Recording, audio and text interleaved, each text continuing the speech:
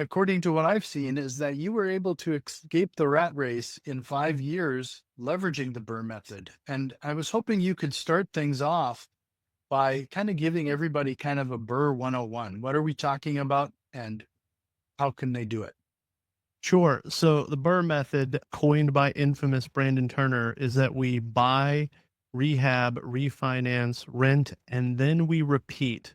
And so it's a way for us to recycle our capital and do more with less.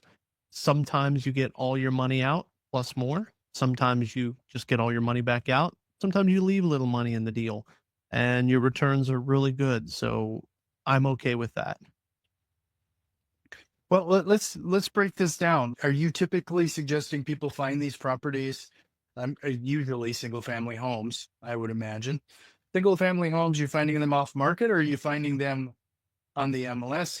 How do you expect people to do that? Yeah, so we find properties off market. So we go direct to seller. We don't use wholesalers or realtors. We find homeowners with or property owners with distressed property that want to sell quickly for cash and they don't want to go through a lengthy rehab process. They don't have the time, the expertise to do those things. And so they want to exit quickly for cash. And many properties are just not ready for the market. They're not MLS ready.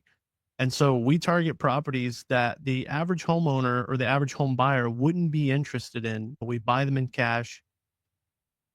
Sure. So let's talk about like how are you contacting these distressed homeowners? Are you using postcards, bandit signs, pay per click, Facebook ads? Maybe you're even hitting them up on Instagram. Yeah. One of my first fundamental beliefs is that all marketing channels work. A second fundamental belief is that there are always deals in every zip code in every month that are happening. So when someone tells me X marketing doesn't work or I live in Y zip code, there are no deals, that is a false belief that's holding you back. So I've done cold calling, text blasting, I've done direct mail, I've used bandit signs, and I've used all methods and they work. It's just about if you work and if you work your system. That's kind of interesting because a lot of people who get into real estate investing for that first time, they unfortunately get sold the bill of goods that this is kind of an easy process. Wholesaling is the low hanging fruit where people get into wholesaling and thinking that's kind of a cash cow and they can get in, no money down. But there's a lot of sweat equity we're talking about here. Yeah, yeah, there is.